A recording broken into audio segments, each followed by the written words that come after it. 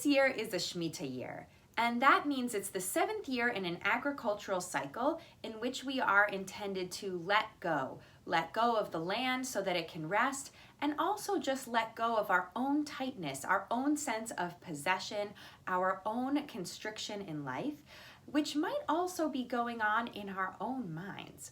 And as I started thinking about how we can let go more in the Shemitah year, I started thinking about Marie Kondo and the way she talks about sparking joy and using that as a principle with which to let go of objects in our lives that don't spark joy.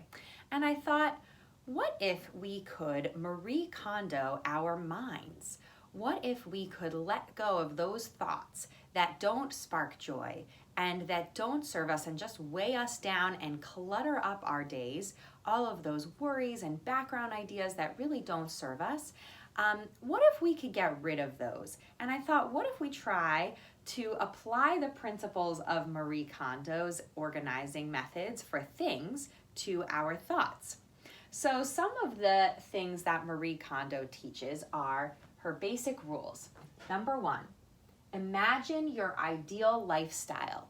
So first, imagine what your mind might feel like if it weren't cluttered and weighed down by all those excess thoughts, all of those worries and ideas and little side thoughts that just don't really serve you.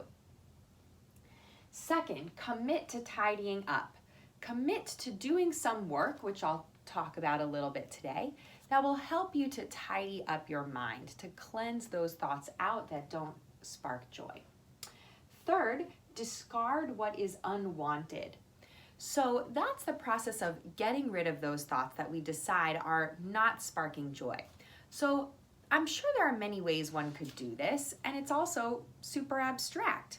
So one way to make it a little more concrete would be to make a list of everything that you're thinking about. Just turn it out, just pile up those thoughts, write down a whole list of whatever comes to mind for a good 5 minutes at least, maybe 10, to really see what comes up.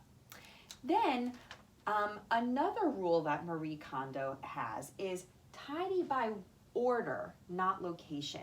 So she wants us to have a sense of order in the way we are organizing. So for her, she has categories like clothing, books, paper, and assorted items. So I thought perhaps for thoughts categories, you could find what works for you. Some suggestions might be relationships, work, home life, and spiritual or creative thoughts.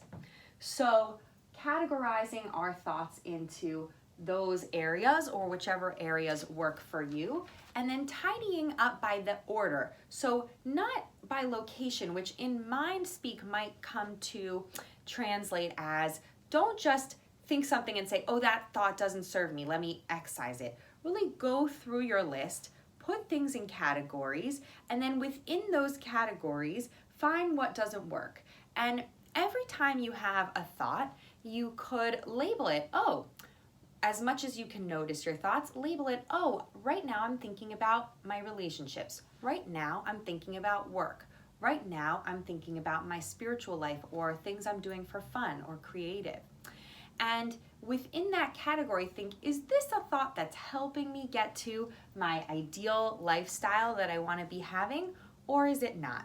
And if it's not, say, you know what, I'm not going to continue to dwell on that thought, I'm just going to let it go. And if it is, let it take up space in your mind.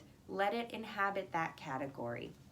And finally, ask yourself, that is one of her key points and pieces of advice. Ask yourself, does it spark joy? Does this thought spark joy? And that is what can really guide you as you sort your thoughts into these categories, as you go through and start to notice them coming up. Does this thought spark joy? Is it leading me to my ideal lifestyle? Is it just making me happy? Is it making my life lighter? If not, let it go. Let that thought go. Let it be out of your mind. Discard it. It doesn't need to be there. So I hope that process that I've outlined can help you let go a little bit, to clean up your mind and organize your thoughts so you can be closer to living the lifestyle you want and be living a looser, more free, and more well-inhabited life in this Shemitah year.